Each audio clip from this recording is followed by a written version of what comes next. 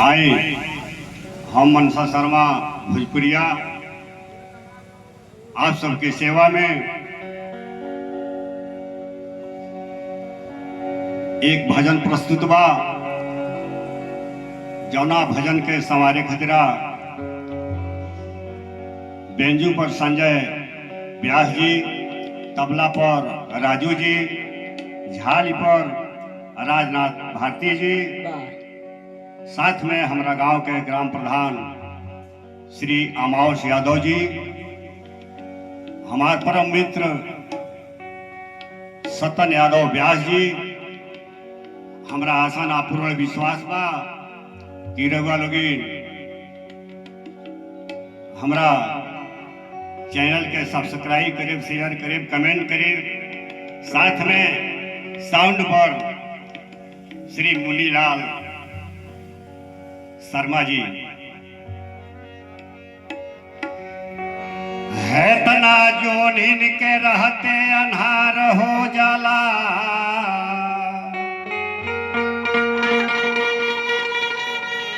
ये जी है तना जोन इनके रहते अन्हार हो जाला।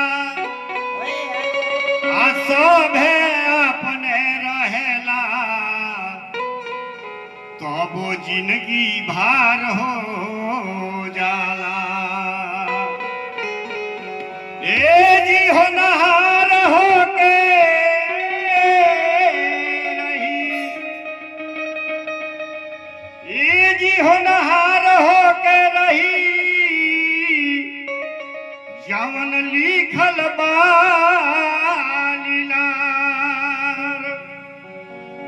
मनसा रोवते रही गईले,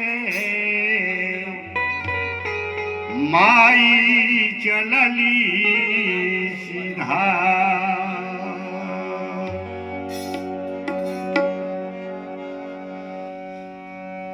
माई के चरनिया में चंद्रमा के बसावा, माई के चरनिया में चंद्रमा के बसावा हो। दिल हवे गंगा जी के धार जी, दिल हवे गंगा जी के धार जी।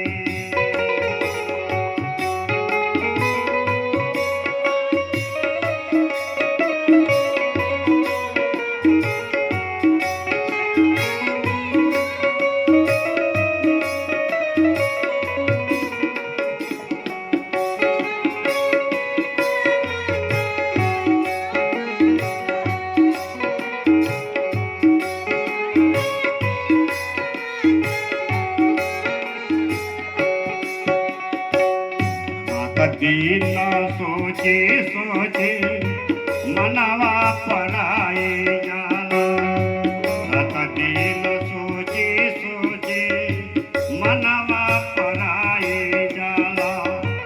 माए के ममता पार जी, माए के ममता पार जी।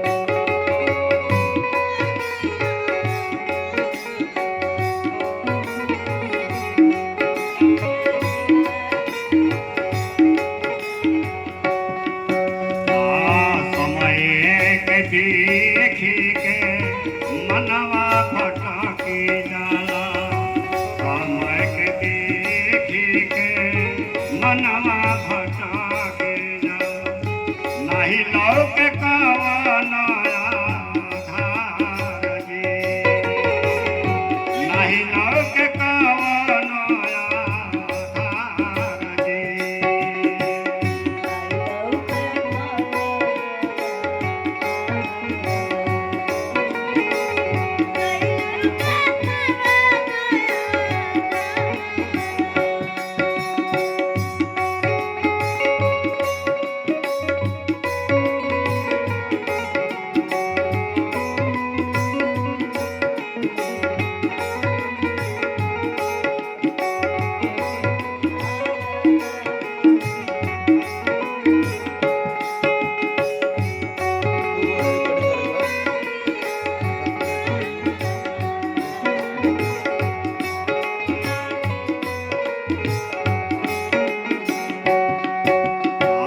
बिलखी बिलखी रावे मानसा भोजपुरिया हो। बिलखी बिलखी रावे मानसा भोजपुरिया हो। नाही होई है भेटावादी कारजी। नाही होई है भेटावादी कारजी। माई के चरानिया में चंद्रमा के बसावा हो। माई के चरानिया